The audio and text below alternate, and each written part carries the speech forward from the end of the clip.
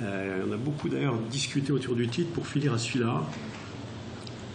Donc c'est une RFE commune, SFAR et CRLF, avec la participation d'autres sociétés savantes. On a évoqué 5 thèmes qui sont les suivants. D'abord, est-ce qu'il existe un lien entre la résistance et l'utilisation des antibiotiques en réa? C'est, on va dire, une évidence, mais il y a des datas. Quelles données microbiologiques et comment les utiliser pour un moindre usage des antibiotiques? On ne verra pas tout en vue, mais on a beaucoup dans cette RFE sollicité le rôle des laboratoires, qui pour nous, réanimateurs, est crucial et qui pour nous, par ailleurs, actuellement, semble un peu, comment dire, désuet, un peu incomplet. Je ne sais pas ce que vous en pensez, mais on est toujours un peu insatisfait. Comment choisir l'antibiothérapie pour limiter la consommation des antibiotiques? Ça aussi, ce n'est pas très facile. On a tous en tête certains antibiotiques à risque, etc. On va voir ça. Comment optimiser l'administration des antibiotiques? C'est peut-être une question qui est assez loin de la réduction de consommation, mais c'est l'idée que si on utilise de façon optimale les antibiotiques, on va en diminuer les conséquences néfastes, la résistance, et donc à terme diminuer la consommation. Donc c'est un genre de chaîne et des résultats indirects. Plus on fait bien les choses, plus finalement au final on diminuera la consommation. Et enfin, ce qui est important, c'est la réévaluation pour, au contraire de certains qui pensent qu'il ne faut pas les escalader, je suis un peu provocateur, il faut désescalader et diminuer les durées de traitement. C'est quand même crucial d'essayer de le faire le plus simple et le plus court. Alors, vite la méthodo, 21 experts, je ne sais pas dans les autres RFE combien il y avait de joyeux lurons, un coordonnateur, j'étais ce pauvre coordonnateur, je dis pauvre parce que c'est très difficile de manier, d'être avec plein d'experts. Je peux vous dire, c'est terrible, chacun pense que, bien sûr, c'est lui qui a la vérité. Alors on s'aide pour tout ça de la bibliographie et on essaye de voir si les études, surtout parce que les spécialistes, il y en a plein, mais les études, elles sont plus a priori réelles et on essaie d'en tirer des recommandations claires. Donc il y a une analyse biblio style grade qui n'est pas facile du tout dans ce domaine. Et puis on vote sur les recommandations, on en est au premier tour, on n'a pas fini le deuxième tour, donc ce que je vous donne est pour certaines recos partielles, et d'ailleurs vous n'aurez pas toutes les recos sous les yeux parce que 68, quand je vous les mets en rouge, c'est pas possible en 20 minutes. Alors, je pense que les autres ont déjà fait la méthodo, messieurs et madame les modérateurs, messieurs, les autres ont fait ça, on va pas refaire la méthodologie de ces RFE. Voilà, on va faire à partir d'un cas clinique avec 4-5 questions interactives qui ne couvriront bien sûr pas toutes les recos qu'on a imaginées. Donc un monsieur de 53 ans hypertendu, plusieurs séjours en réa, qui a une tentative d'autolyse. La dernière il y a 1 mois, il est admis en réa cette fois-ci pour un coma toxique, des benzos, des inhibiteurs calciques, un peu d'alcool, il est en coma profond et en choc, il est très défaillant initialement, une hémodynamique instable, il a des catécholamines jusqu'à J3. Dépistage à l'admission. Oui, on verra sur cette question après. Politique de l'établissement, de l'unité de dépister les malades à l'admission en réanimation, ce qui n'est pas, on verra toujours l'obligation et peut-être le cas dans vos réanimations. Il a une hostie récente, donc il est à risque de BMR.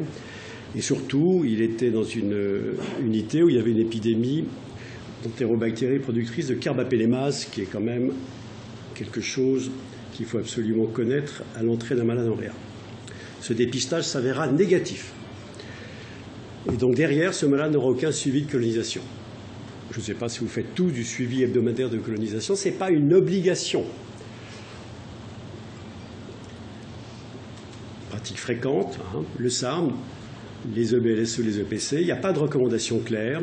La société d'hygiène vous dit tout ça qu'on ne va pas lire, donc c'est un peu dans le cadre d'une politique générale d'établissement que votre clin local décidera de faire ceci ou cela, selon donc votre établissement qui peut avoir des caractéristiques particulières vis-à-vis d'autres et donc les impératifs de dépistage peuvent être différentes. Suivi de colonisation. 4 recommandations ont été votées.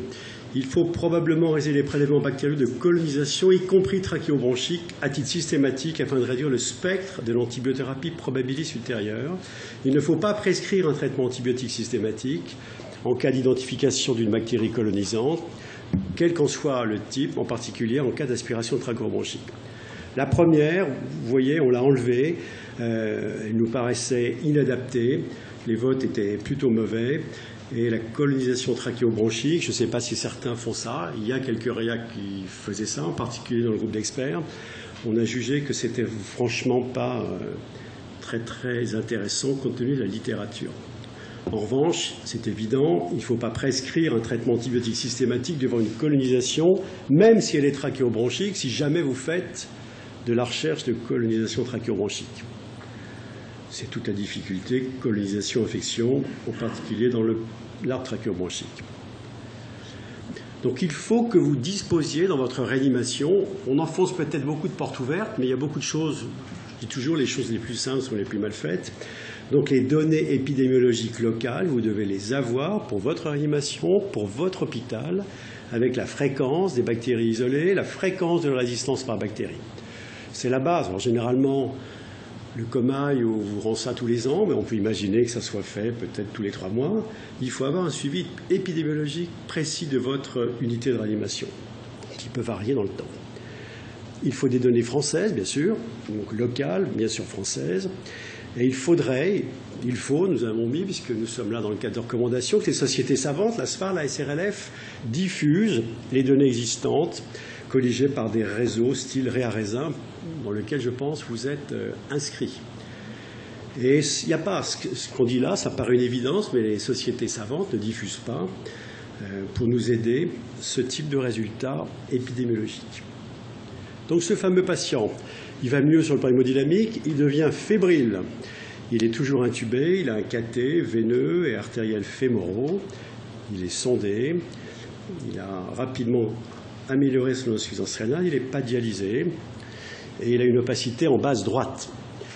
On fait des hémocultures en périph' sur le cathé pour essayer d'avoir un délai de culture différentiel, un LBA, des antigénuries, pneumocoque légionnelle. Qu'attendez-vous les collègues bactériaux? Ce qu'on a pondu, il y a beaucoup de sollicitations de la bactério. Je vous l'ai dit, on pense qu'il y a fort à faire pour nous aider au niveau du labo de bactério. Il faut réaliser les prélèvements bactériaux avant toute antibiothérapie. Bon, ça vous paraît une évidence, c'est bien sûr une évidence, mais il faut le rappeler aux cliniciens et bien sûr aussi que les labos suivent ce genre de recommandations élémentaires. Question 1. Question 1, je pense que on va avoir droit au petit vote interactif. Je ne sais pas comment ça se passe. Il y a quelqu'un caché dans les... Ah, pardon, c'est là. Donc vous voyez les questions. C'est un peu compliqué, on ne va peut-être pas les lire tout ensemble. Donc PAVM, on est dans le cadre d'une suspicion de PAVM. Faire des prélèvements avec culture quantitative, il manque avant toute antibiothérapie afin de réduire l'exposition. Dans les 24 heures, il faut qu'un premier résultat de culture soit rendu.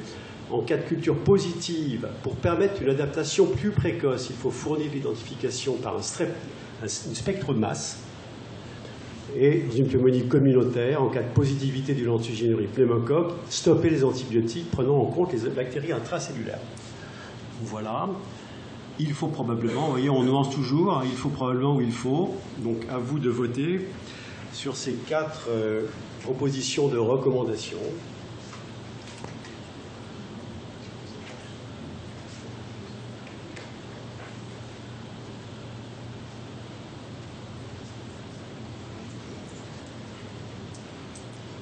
Bien. Toutes ces recommandations sont fortes et sont donc vertes. Vous avez voté. Pour certains, vous n'êtes pas très convaincus. Alors bien sûr, pour moi, le but de recommandation, c'est de faire bouger les choses. Si on reste comme avant, on ne va pas faire grand-chose. Alors, souvent, pour bouger les choses, il faut de la littérature. Il n'y en a pas tant que ça. Il y a quand même des études qui vous disent qu'avec la spectromasse, vous peut-être, en raccourci, vous améliorez peut-être, bien sûr, l'adéquation vers le pronostic des patients. Non, il faut peut-être la laisser. Elle disparaît, c'est normal. Voilà. Donc, 34%, c'est pas possible. Il faut que vous sollicitiez vos hôpitaux. Une spectro de masse, hier a dit M. Drancourt, c'est 100 000 €. Mais derrière, ça ne coûte rien. Il n'y a pas de réactif, a-t-il dit. Donc, c'est en coût-bénéfice, il y a eu des études. Nous, à Versailles, il y a une étude coût-bénéfice. C'est rentable. C'est éminemment rentable. Donc, tout labo bactériaux digne de ce nom, si on veut faire, doit avoir ça. Et pas 34%. Donc vous pouvez, il y a des articles, et puis il y aura bien sûr ces recos pour vous aider à faire acquérir ça avec vos microbiologistes. Vous n'êtes pas très convaincu de stopper les antibiotiques contre les intracellulaires. Bon, voilà, je suis plus convaincu que vous. Nous étions plus convaincus que vous, puisque je ne suis qu'un porte-parole. Continuons dans d'autres questions. Alors, quel est votre traitement probabiliste? Donc ce monsieur, il a une suspicion de PAVM, il a été prélevé à lavage. Il manque peut-être... Il manque quelque chose, non? Il ne manque pas... Pardon, je vais voir s'il y en a avant.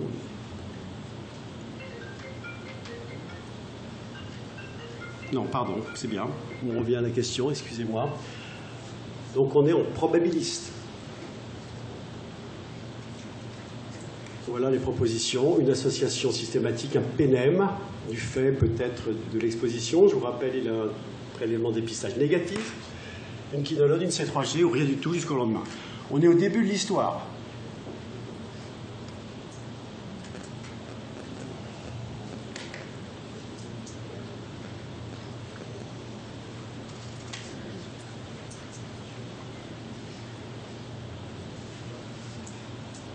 Pour nous, la bonne réponse, en tant que reco d'experts, c'est l'abstention thérapeutique. Vous êtes pourtant pratiquement les moins enclins à avoir voté cette recommandation.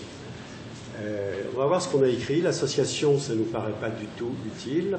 Les PNEM, vous êtes d'accord, encore moins. Les quinolones, encore moins. Et la C3G, on est d'accord. C'est, en dehors de l'abstention, je pense, l'autre bon choix possible. Donc, il faut communiquer rapidement aux cliniciens l'examen microscopique direct d'un prélèvement respiratoire profond. Ça paraît là aussi de la bonne pratique microbiologique. Dans le cas d'une PAVM, si vous avez des signes de gravité que ce malade n'a pas, donc s'il y a des signes de gravité, il faut probablement débuter l'antibiothérapie adaptée en fonction de l'examen direct, sous réserve que les critères de qualité soient réunis. C'est un peu compliqué, mais on sait tous que les labos, surtout la nuit, on ne sait pas très bien qui est de garde, on ne sait pas quelle est la qualité. Donc c'est compliqué, c'est pour ça que tout dépend de votre suspicion de qualité, ou même de réalité, de qualité du prélèvement, de la personne qui lit, etc., de l'expertise. Et surtout, ce qu'on a voulu insister, c'est que si ce malade n'est pas grave, il n'y a pas d'obligation à débuter l'antibiothérapie.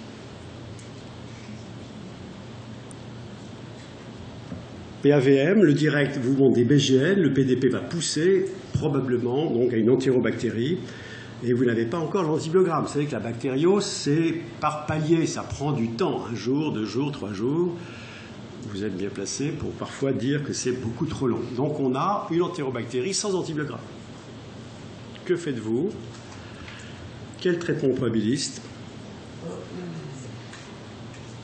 Là, on est un probabiliste, on va dire éclairé, puisque vous savez que c'est une entérobactérie.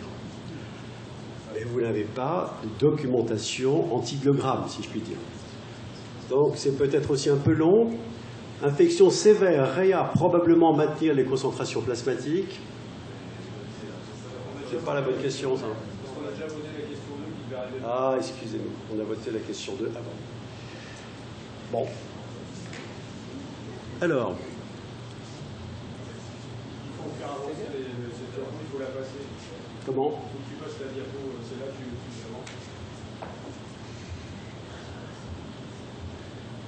On l'a déjà voté alors. Alors, vous aviez tout à l'heure voté association. Pourquoi voulez-vous faire une association antibiotique? Ce malade, il n'a aucun signe de gravité. Il est dans une nosocomiale précoce. Pourquoi? Donc, il a a priori une flore quasi communautaire, peut-être un peu healthcare associé, puisqu'il a été en réa il n'y a pas longtemps. Il n'a pas de colonisation positive. Pourquoi faire une association?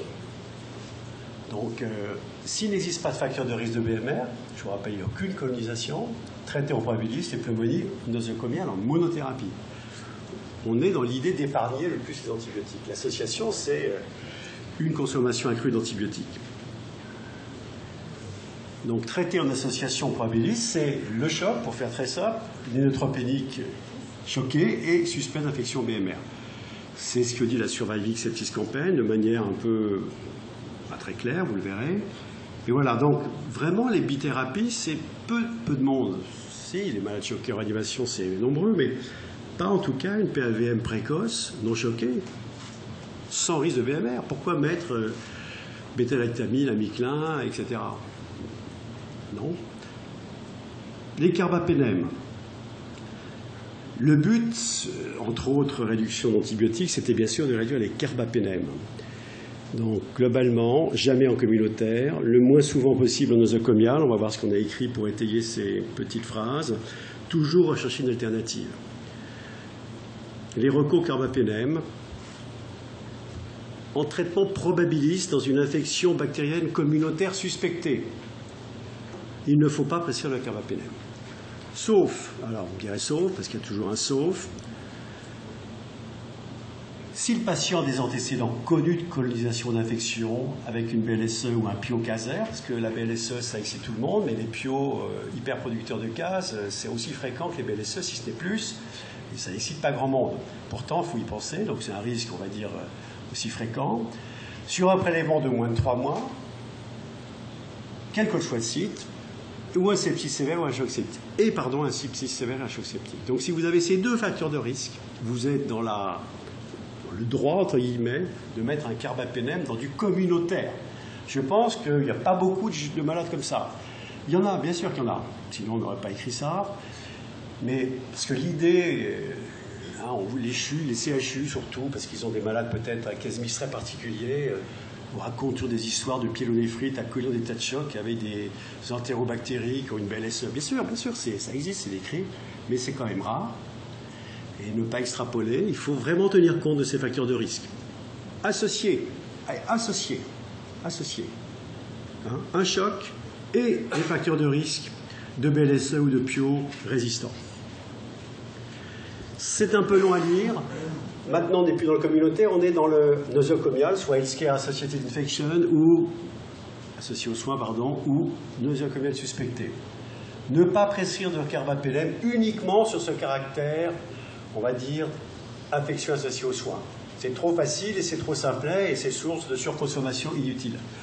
Donc tout ce qui a été mis là vous paraît très lourd. Ça sort de ce qui va être écrit par les collègues de la SPILF.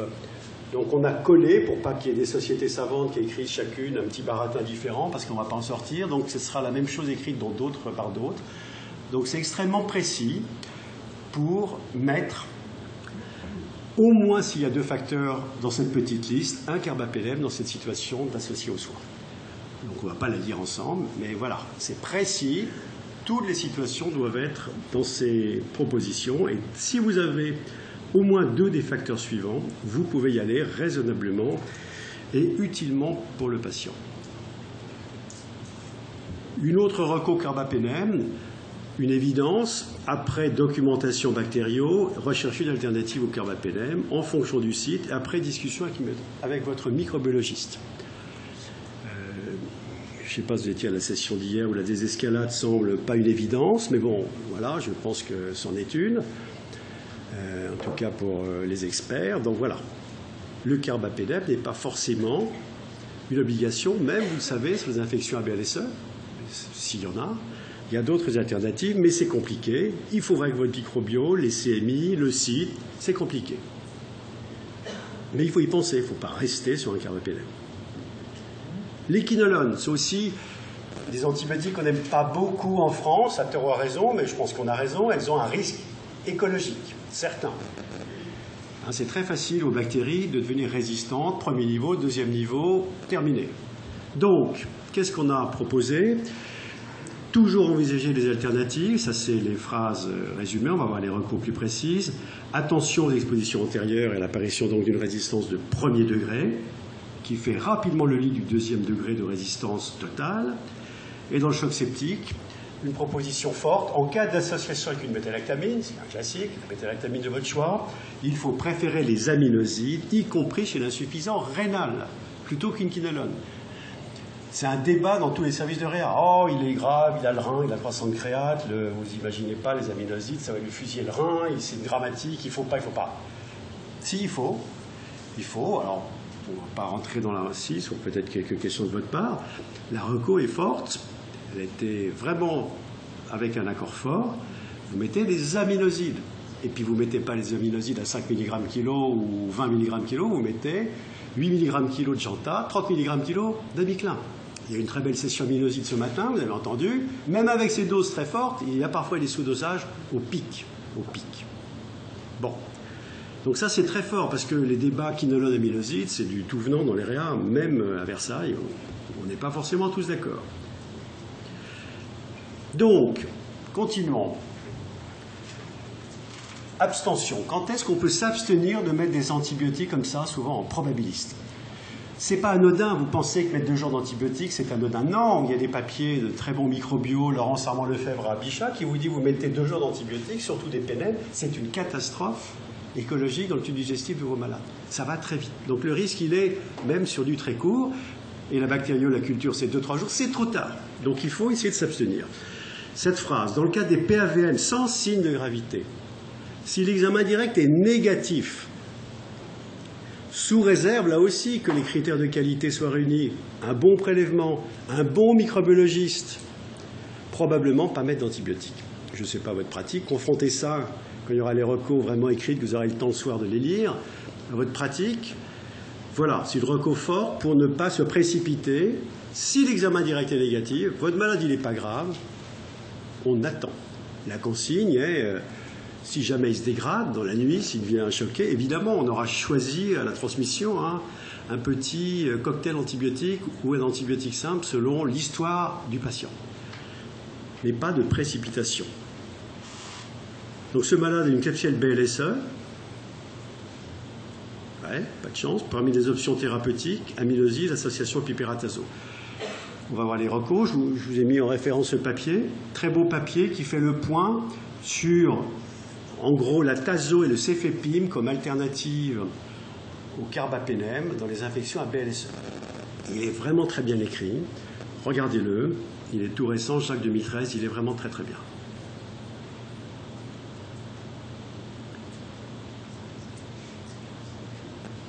Alors, revenons aux amylosides. Alors, on en a beaucoup parlé pour une session, donc certains devaient y être. On va revenir à ça. Là aussi, les amylosides, c'est très simple. Soit vous ne les faites pas, soit vous les faites très bien. Et c'est très simple de les faire très bien, mais il faut les faire comme les recommandations le disent. Je vous ai remis les doses qu'on vient de donner tout à l'heure. Donc c'est très simple, c'est forte dose. Ce ne sont que ces doses-là, c'est pas 5, 6, 7, c'est 8, voilà, et 30. 8 et 30, retenez, ça a le mérite d'être simple, 8 et 30. En 30 minutes. En 30 minutes, pas en 1 heure, pas en 2 heures, en 30 minutes à la seringue électrique.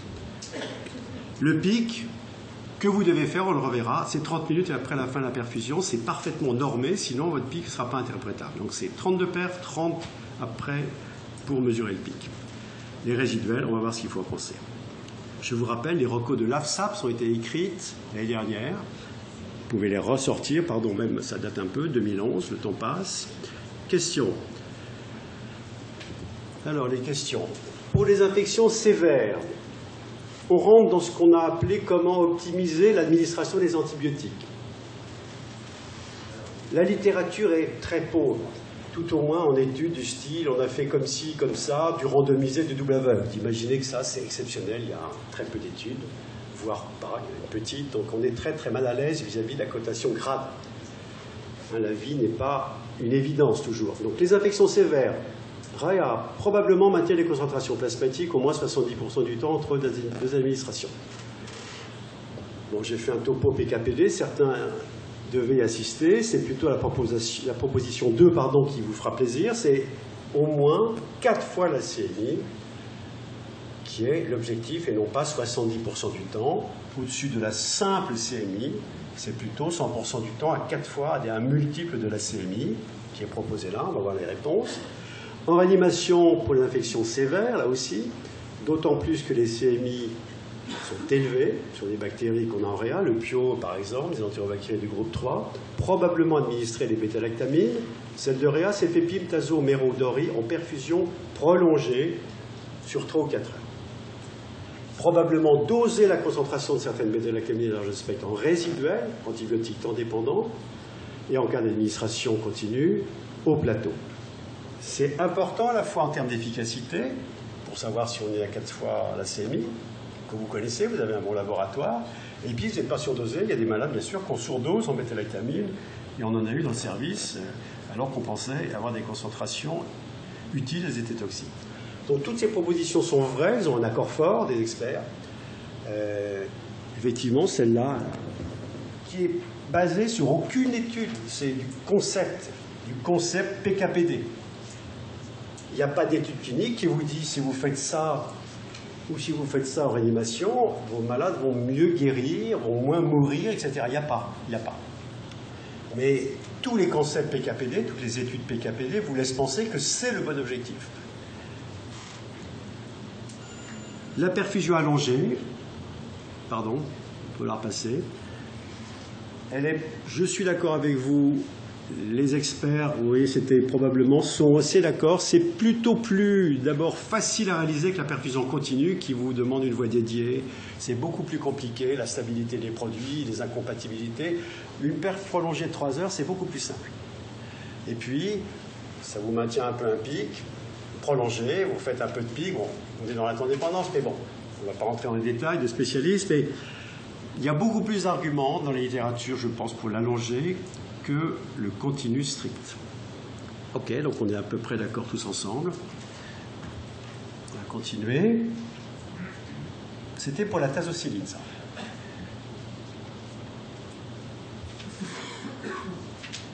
Alors, d'autres propositions sur toujours les PAVM. Vous savez que vous vous proposez question, la PAVM, traitement 10 jours, uniquement lorsque votre antibiothérapie initiale est adaptée sur la bactérie que vous avez isolée. La PCT n'est d'aucune utilité, ce sont donc des questions qu'on vous pose. Il faut probablement y mettre en place une concertation pluridisciplinaire afin d'améliorer l'adéquation des antibiothérapies, d'augmenter la désescalade et de limiter la consommation, des protocoles d'antibiothérapie, améliorer le pronostic et limiter l'émergence de résistance. Allez, appuyez sur les petits boutons de vote.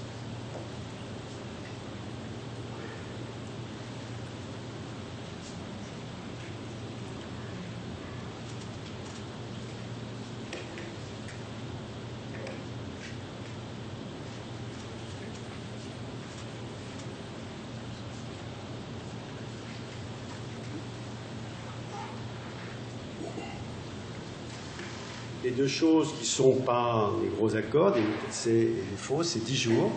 Vous êtes d'accord? Je ne sais pas si vous étiez du côté c'est trop court ou c'est trop long, on va voir. Peut-être qu'il y a les deux. La PCT est inutile, on va voir ce qu'on a écrit comme reco. Bien sûr, il faut concerter. Si on est à l'hôpital, c'est bien pour parler aux autres. Sinon, on est dans son petit cabinet et on fait ce qu'on veut. Donc il faut concerter avec les infectiologues, les microbios, des gens. La science infuse n'existe pas, il faut avoir des équipes pluridisciplinaires et des protocoles dans vos services, des protocoles acceptés et validés par tous. Alors, oui, ça tombe un peu en... Pardon. Ça va pas la dia là, non? Oui, on a voté la question avant, donc où est-ce qu'elle est la réponse? Pardon, on revient où? Excusez-nous, le diaporama a des petites ratés dans l'ordre, parce qu'il y avait des recos écrites. Là. Après la troisième question, il y a les commentaires sur la perf prolongée. Oui, ça d'accord, mais sur ce qu'on a voté là, où sont les recos? C'est encore plus loin, pardon. Donc ça, c'était là.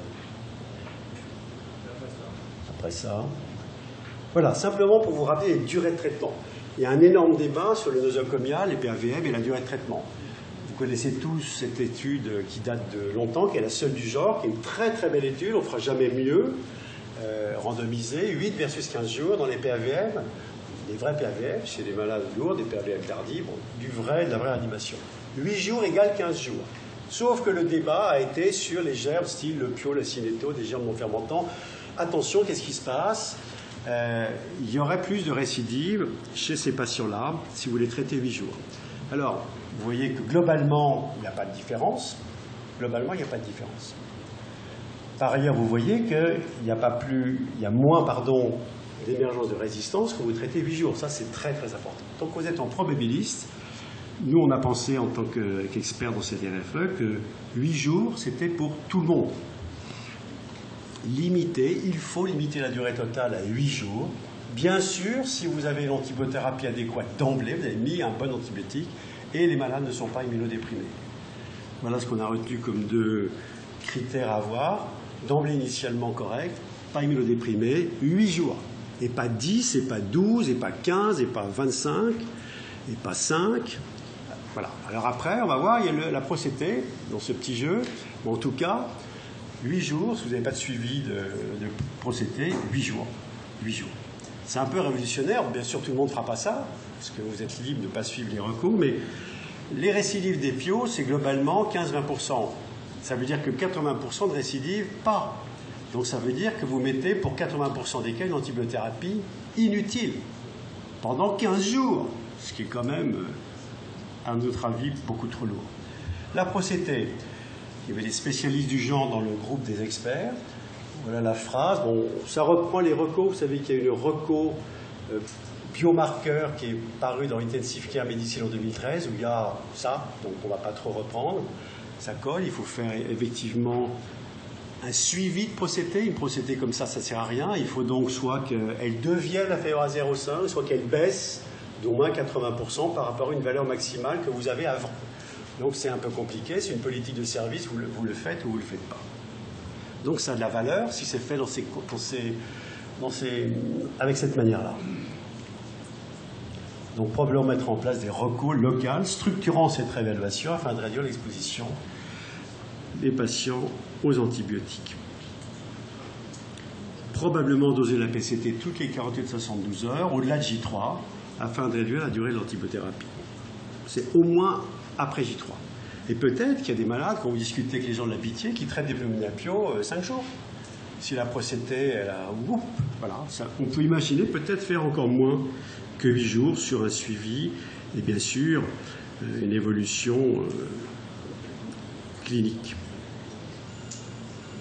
Alors, la procalcitonine, simplement, bon, on va aller très vite, il y a une méta-analyse que vous voyez là, qui vous a bien montré dans cette méta-analyse que ça diminuait la consommation d'antibiotiques sans augmenter la mortalité ou l'échec thérapeutique. Après, je vous l'ai dit, ça fait un peu chapelle, la procédé, il y a les believers et les pas believers. Je pense que c'est toujours pareil, il faut suivre les recommandations. Voilà, il faut suivre les recommandations. Si vous le faites, suivez bien la recommandation et ne faites pas comme ça. C'était le papier d'Ilia Badmois, vous voyez, une nette diminution de la consommation d'antibiotiques dans le groupe procalcitonine, c'est clair. Et en termes d'exposition, c'est valable dans toutes les, c'est un peu lisible, dans tous les sous-groupes de patients avec un suivi de colonisation. Donc on va finir sur des messages. Je vous ai dit, à 68 recours, on a dû en voir une quinzaine, donc il y en a beaucoup d'autres. Toutes n'ont pas été votées. Il y aura sans doute beaucoup d'accords forts sur les recours.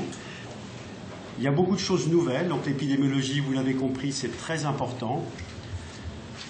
Il faut que vous la connaissiez dans votre EA, il faut que les pharmaciens vous la donnent, il faut que les microbios vous donnent des résultats de vos espèces bactériennes, de vos résistances, il faut les solliciter. Il y a même des logiciels faits par des Nancéens qui vous donnent les diagrammes de monnaie, entre aussi les DDJ, on n'a pas parlé de ça, mais il vous faut vos consommations d'antibiotiques, ça sera aussi noté dans les recos. Donc il faut que vous soyez informés de ce qui se passe dans la réanimation, sinon vous ne pouvez pas faire des choix probabilistes utiles. Limiter les antibiotiques indus, collaborer avec les cliniciens et les microbios, c'est pas toujours facile. Savoir parfois attendre, hein, l'antibiothérapie n'est pas toujours une urgence, à part le choc septique où c'est dans l'heure, vous avez le temps de réfléchir. Les associations, c'est pas du tout utile partout, loin de là, loin de là. Les carbapénèmes et les fluoroquinolones, il faut tout faire pour les éviter. Et les quinolones, on peut vraiment les éviter et mettre des aminosides. Réévaluation, toujours. Les durées de traitement doivent être raccourcies le plus souvent et une approche pluridisciplinaire. Voilà. Toutes ces personnes ont été...